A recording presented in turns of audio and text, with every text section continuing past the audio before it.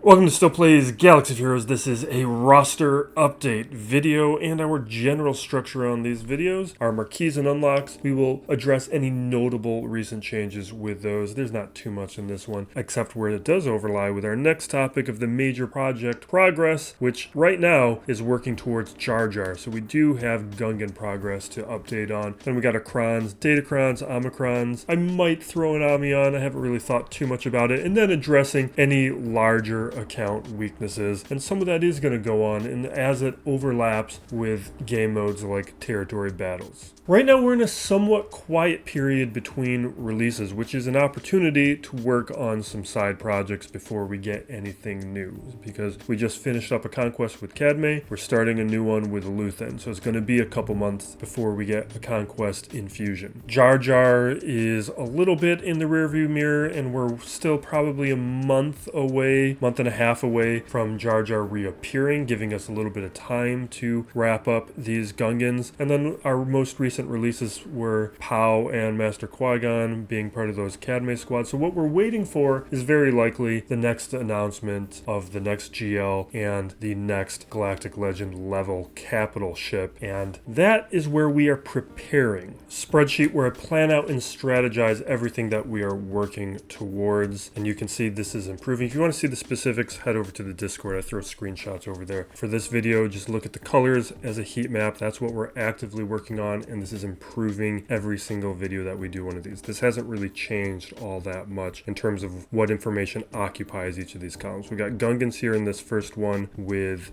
Jar Jar's gears included in there. This is the Cadme column. This is not really getting actively worked on because this isn't now in a stars position before they're promoted any further, but we're in a good place. This relic column is what this video is about. This is about any extraneous relics that I just want to have. Some are luxury, some are obvious and clear, going to improve the squad. And then GL Ray here. This column is what we're talking about in terms of planning ahead. I'm not going after Ray. This column is really just a stand-in for a future GL or a capital ship because I want to have hard numbers, because those hard numbers just make it much easier to understand what we need, because you don't want to go after something like Mark 12 shields. I only have 17 of those. I could get more, but it is a piece that is used at relatively low frequency. By putting in numbers in here for Ray, we are getting numbers, hard numbers for gear pieces that are going to be used in a relatively higher frequency. It's going to be a little bit more useful and fruitful to have that data. Now we are, with the signal data, getting much closer. We're now in double digits only of deficit of the fragmented and incomplete signal data when in the relic column. So that's a huge improvement. Kairos always need a ton of these, but we're getting closer to a point where we're just using Kairos, then moving towards the future GL level projects. Then we got purple gear, Mark 6 med pack, Mark 8 scanners. Those we're grabbing. Get one, shard shop currency, and then only 2 Mark 12 pieces. I need the HoloLens. This will be wrapped up pretty soon. And then the Mark 12 fusion furnace we need a ton of, but I've been ignoring it in favor of just finishing off some of the other pieces. And we're about to transition to a point where we're just hammering that gear piece hard. But this middle column, this relates to the characters that you see here. This is what we are this is some of these pieces that I would like to make improvements on, and some are going to relate to this video as they overlap and relate to other game modes in some cases. But this is to increase the threat level of certain characters, like Bo-Katan, like Baudelaire here. She's quite good at Relic 5, obviously much better at Relic 7, but she also overlaps with certain missions in territory battles where she's required at Relic 7, so there's no reason to keep her at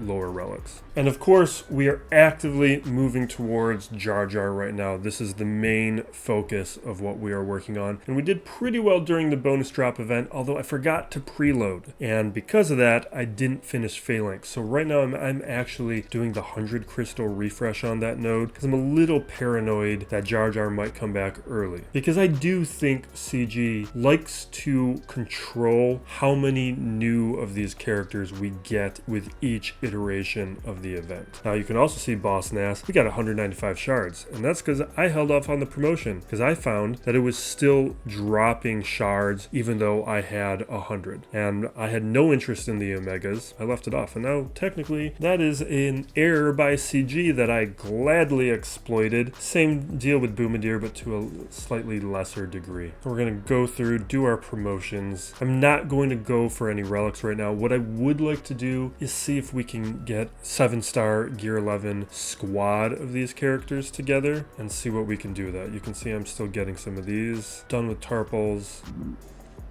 Boomadeer.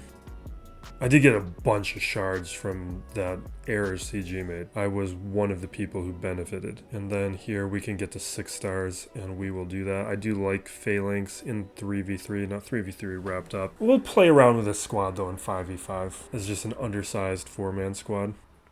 So right there we got our 500.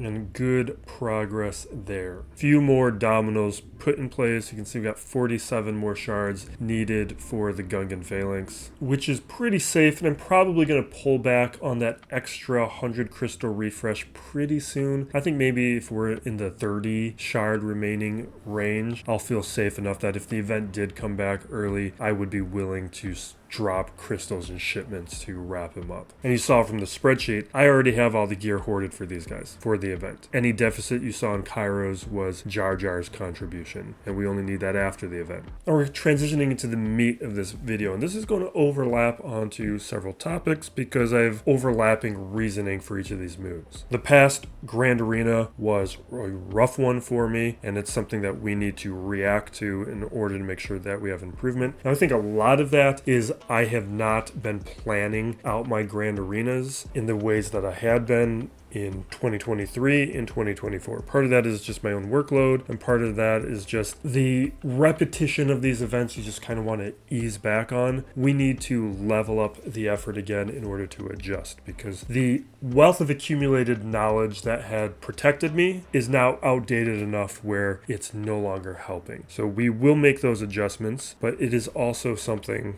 where this current Datacron set, both Datacron set, doesn't benefit my roster in the same way as some previous ones, because we don't have GL Ray, and right now I don't have SLKR, although I do have a Lightspeed bundle that was gifted that I will be claiming somewhat soon, but I don't want to do it yet. I want to keep challenging myself. So right now with Mandalore Bow, we are taking her up to Relic 7. She's required at Relic 7 for territory battles. We're doing that. But we're also going to drop on an Ami. I debated whether or not I should do it right now, but I think I will, because her unique Ami, not that one, her unique Ami, particularly with the immunity to daze, I do think that is an effect that causes particular problem for Bo in some of the situations that you do want to use her, like a Lord Vader kind of situation. So this one makes a lot of sense for specific counters where she has a lot of value. And with a similar theme of characters that roster investment is going to help in multiple places, like Kat, we could have always made more of a threat. We're taking her up to Relic 8 right now. And part of that is also territory battles, where she's going to benefit me in a couple ways. One, we just get more access. I can throw her into platoons if needed. But also with that Mandalore Bow mission, we get access to a planet that requires a squad of unaligned force users, light side unaligned force users, I believe. And this would give me the 5th member of that squad. Although maybe that's only Relic 7, because my unaligned force users are only Relic 7, I think. But I need her at Relic 8 regardless. Oh, and I just took her to Relic 9. Whatever. That's a mistake. Normally a mistake like that would irritate me more, but it doesn't right now because I've been preparing those materials. We're okay. It's an expensive mistake, but it doesn't really hurt me. Now, with Boba Fett's Sign of Jango, we will take him up to Relics. This is something I even talked about in that video I did with characters guaranteed to be a future requirement for something. I feel very safe in his relic. This is also something that also overlaps with a guild benefit where it helps platoons. So I'm happy to do that for territory battles. And also I feel like it's an investment that I'm very unlikely to regret in the future. So we're taking him up to Relic 6 for the purposes of platoons. And a couple more. This time I want to make sure we don't make any mistakes. Yeah, just the one. And one weakness I want to address, it wasn't in my planned out characters, but I think it is particularly important. My Treya counter fails a lot, at least a lot more than it should, because I don't have her at Relics. I'm taking her to Relics, and we're taking her up to Relic 3. So this wasn't so much planned for today, but it's something that I've been needing to do. Also another character that I think is guaranteed to be a future requirement, but you'd want this character at Relics anyway. Relic 3 minimum though, just so for Datacron purposes. There's really no reason to have anyone at below Relic 3. And that should be a pretty safe improvement for right now. Because like in 3v3, I can leave out Scion. I don't have to have him, especially if Savage is in there. There's a couple other relics we need to do like Grief Karga, Mando, but I don't have them planned for Kairos. I do want to take somebody like BT1 up higher to Relic 8, but we just messed up with Kat taking her to Relic 9, so we're not going to do anything like that right now. I mean, you can see some of these other characters like Imperial Super Commando, I would very much like to take higher, and some of these other characters are luxury options like Omega, but we're not going to address any more of them. I think this is going to tackle today. So that wraps up these changes. Part of the reason we did this today and not just prior to Grand Arena is because I want to make sure that we take advantage of these changes in territory battles, also somewhat with Gungans in the Conquest right now. But we do have videos for Conquest that you can check out right here, actually. And the territory battle lowest viable team video here, I would also appreciate if you guys would check out that video. I think I have a nice strategy that is unique to this channel, so I think it has a lot of value. So thank you for watching. Be excellent to each other, everybody. This is Still Plays Galaxy of Heroes.